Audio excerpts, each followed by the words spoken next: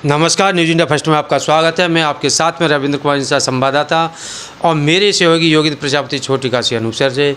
इस समय पर हमारी टीम छोटी काशी अनूप शहर के मनोज गोल्डी जो पूर्व प्रत्याशी उम्मीदवार लोकसभा के रहे, हम उनसे जुड़ते हैं और अनूप शहर के विकास के बारे में जानकारी करते हैं कि अब तक नगर पालिका के द्वारा अनूप शहर में क्या विकास हुआ है और क्या और शेष होना चाहिए। तो आप हमसे जुड़ते रहिए।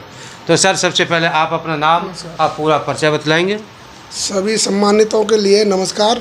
मेरा नाम मनोज कुमार सिंह गोल्डी है और मैं एक अपील करना चाहूँगा सबसे पहले कि आने वाले 11 मई को पहले मतदान, उसके बाद खान पान, और इतना मतदान अनूप शहर क्षेत्र और ज़िला बुलंदशहर की जनता करे कि हमारा जो मतदान की सूचना अखबारों और न्यूज़ में हेडलाइन के तौर पर आए। यही सबसे पहले मेरी अपील है। लोकतंत्र को मजबूत करें। जी हाँ, लोकतंत्र मजबूत होगा और हमारे ज़िले का नाम हो, इतना मतदान होना चाहिए। सर, ये आज का युवा है जिनकी उम्र 18 वर्ष हो गई है, लोकतंत्र का जो मजबूत होना है युवाओं से भी होगा। बिल्कुल। तो युवाओं के लिए क्या अपील कर रहे हैं? युवाओं से ये मेरा सबसे पहले ये कहना चाहूँगा कि ये उनके लिए बहुत ही पर्व है। इस पर्व को मनाएं और पहला मतदान करने का सौभाग्य उन्हें मिल रहा है, उस अवसर को गंवाएं नहीं। पहले मतदान करें, उसके बाद सब काम करें, अपने जो भी है उनके काम हैं। जी। तो सर, ये बहुत बहुत धन्यवाद आपके लिए जो आप जनता को जागरूक कर रहे हैं कि 11 मई को अपना सभी मतदान करें। जी। और सबसे पहले अपना मतदान करें, उसके बाद में और कोई अन्य काम करें। जी। तो सबसे पहले मेरा आपसे ये सवाल रहेगा कि हमारे देश का जो भविष्य युवा है, जी, तो नगर पालिका की तरफ से आप युवाओं के विकास के लिए क्या संवेदना करते हैं? देखिए, सरकार की अनेक योजनाएं हैं युवाओं के लिए और उन योजनाओं का लाभ दिलाने वाला ही नगर का चेयरमैन बनना चाहिए। हर जगह के लिए, पूरे ज़िले के लिए मैं एक बात कह रहा हूँ कि सभी अच्छे व्यक्ति को चुनें जिससे कि आपके रोजगार में वो मदद कर सकें आपके साथ। सरकार की बहुत योजनाएं हैं जो युवाओं तक पहुंचती नहीं है और उन्हें बीच में ही गुमराह कर दिया जाता है। ऐसा नहीं होना चाहिए। जी।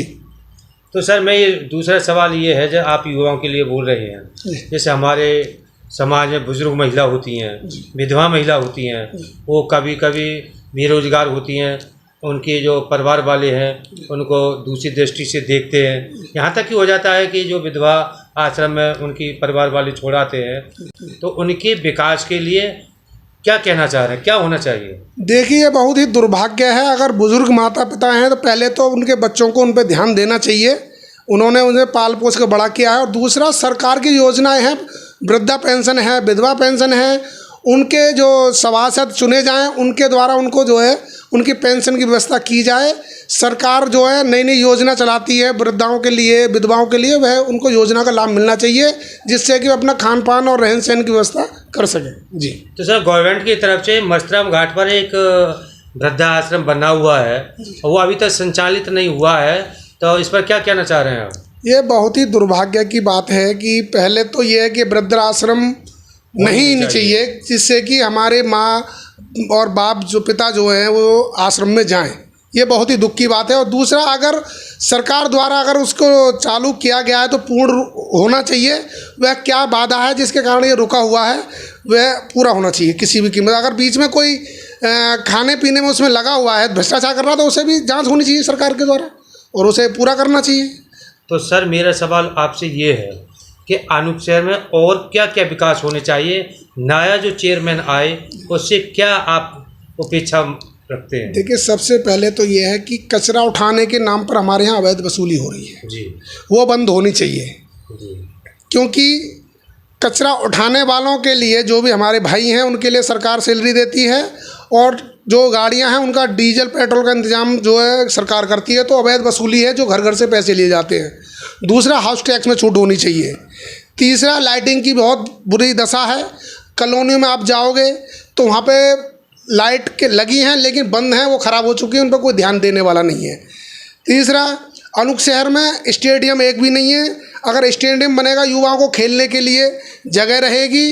कार्तिक मेला हमारा लगता है वो ख़त्म होता चला गया, पिछले 10 साल में ख़त्म हो गया है। इतनी महंगी ज़मीन जो है किराए में दी जाती है उन लोगों को कि वो लोग आके चले जाते हैं और उनका कोई मतलब लाभ नहीं होता है उन्हें। दूसरा, कितने सालों से अनूप शहर में सर्कस नहीं आया कि जगह की कमी के कारण, तो इसलिए स्टेडियम का होना ज़रूरी है, विशेष ध्यान देना चाहिए। तो सर जो नया जो कोई चेयरमैन नगर पालिका पर अपना बैठेगा जी, तो क्या वो जैसे जगह बताते हैं जगह का अभाव है मेला लगने के लिए, जी, वो कैसे पूर्ति कर पाएंगे? देखिए, जगह अनूप शहर में जगह ग्राम समाज की जगह की कमी नहीं है, ये पूरी नगर पालिका जानती है, यहाँ के पूर्व चेयरमैन भी जानते हैं, ऐसा नहीं है। लेकिन अभाव है तो उस जगह को निकाल कर स्टेडियम बनाने का है खाली, नहीं तो जगह है, बहुत जगह है ग्राम समाज। अरे तैयार हो, जगह कहाँ नहीं है बताओ, आप ढंग से जांच कीजिए, काफ़ी जगह है, ऐसा नहीं है नहीं है, जगह जगह है जी। तो मेरा सवाल आपसे एक और है जी कि सन 1954 में जी नगर पालिका अनूप शहर का गठन हुआ जी और 94 से लेकर के आज चला 2023 जी तक, जिसे अनूप शहर को छोटी काशी का दर्जा दिया जाता है जी। वो अभी तक छोटी काशी के तर्ज पर अनूप शहर का विकास नहीं हो पाया है। देखिए, यहाँ पर अभी तक क्या है कि लूट मार का सिस्टम चला हुआ है, जिसके कारण ये विकास नहीं हो पाया है। नहीं तो अनूप शहर के नाम पर सरकार द्वारा बहुत ज़्यादा पैसा दिया जाता है, छोटी काशी कहते हैं इसे हम, तो उस पैसे की बंदरबाट हो जाती है, जिसके कारण ये सब विकास रुक जाता है। अन्यथा ऐसा नहीं है, विकास के लिए पैसा तो बहुत आता है सरकार की तरफ से। काशीराम योजना के लिए मकान आए थे, कहाँ बने बताइए? तो ये सब चीज़ें हैं, सब विकास रुका हुआ है, भ्रष्टाचार घुसा हुआ है सब नगर पालिका में, वो क्लियर होना चाहिए पहले। तो सर जैसे आप भ्रष्टाचार बता रहे हैं नगर पालिका में, तो इसकी आवाज़ जो सामाजिक संस्था हैं या और राजनीतिक पार्टियां, उन्होंने अभी तक आवाज़ क्यों नहीं उठाई है भ्रष्टाचार के खिलाफ? देखिए, जितनी राजनीतिक पार्टियां हैं सब चोर चोर मौसेरे भाई हैं, इसकी वजह से एक दूसरे के खाने में लगे हुए हैं, इसलिए कोई विरोध नहीं करता है। कारण ये है, नहीं तो करना चाहिए, कायदा ये कहता है समाज संस्था भी करना चाहिए, करते हैं तो उन्हें दबा दिया जाता है। मान लो हम उठा रहे हैं, कल को हम पे कार्रवाई करने की बात करेंगे, तो ये सब चीज़ें हैं।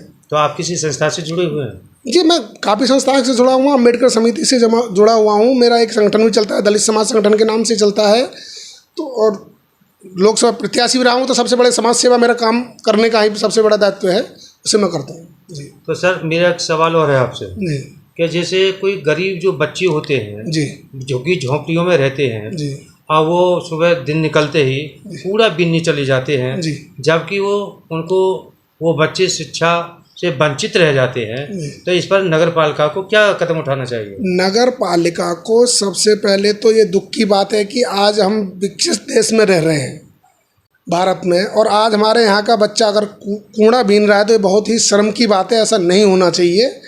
और अगर ऐसा हो रहा है तो उस पर नगर पालिका को उस पर जो एक शिक्षा संस्थान अपनी तरफ से बनाकर, यहाँ तक कि बनाकर उस पर जो है बच्चों को एडमिशन दिलाएं, पढ़ाएं, और या फिर सरकारी स्कूल को जाने के लिए उन्हें आकर्षित करें, उनके खाने पीने की व्यवस्था करें। ये सब सरकार की तरफ से योजनाएं हैं, लेकिन ये लोग नहीं करते हैं, कोई जागरूक नहीं कर रहा है उन लोगों को। सबसे बड़ी प्रॉब्लम यहाँ है, जागरूक होना चाहिए, वो लोग करना चाहिए ना, ये चीज़ होनी चाहिए। तो सर इसमें एक अनूप शहर में एक सेवा भारती संस्था है जी जी, तो वो ऐसी झुग्गी झोंपड़ियों में अपना विकास करती है, बिल्कुल जी, बच्चों के लिए पढ़ाने का विकास करती है, निःशुल्क सेवा करती है। परंतु झुग्गी झोंपड़ी वाले जो बच्चे हैं वो इतने जागरूक नहीं हो पाते हैं कि वो शिक्षा की तरफ अपना ध्यान दें और बच्चे पढ़ें। इस चीज़ को मैं आपको बात से सहमत हूँ कि सेवा भारती का जो काम है वो बहुत ही सराहनीय है। वो मदार गेट के कॉलोनी में भी जाकर बच्चों को पढ़ाने का कार्य करते हैं, बहुत अच्छे काम करते हैं, मैं उनके तारीफ के काम है उनके। और सिर्फ रही बात उनके करने से नहीं होगा, हम सबको जागरूक होना होगा और उन्हें जागरूक करना होगा, तब ये सब जो है मिलके नहीं करेंगे तभी आगे कुछ हो सकता है, ना ऐसे नहीं होगा। अगर के लिए सेवा भारती लगी रहेगी तो उससे कुछ नहीं हो सकता है, हम लोगों को जागरूक करना होना पड़ेगा जी। तो देखिए ये जो हमारे साथ में जो जुड़े हुए हैं मनोज गोल्डी जी, इनका ये कहना है कि केवल मात्र सामाजिक संस्थाओं से बच्चे जो है जागरूक नहीं होंगे, जो सक्षम लोग हैं वो आगे आएँ और अपने उन झुग्गी झोंपड़ी वाले बच्चों को विकास करने के लिए प्रत्येक व्यक्ति अपना उसमें योगदान दे, तब जाकर के झुग्गी झोंपड़ी वालों का विकास होगा और वो आगे शिक्षित हो सकेंगे।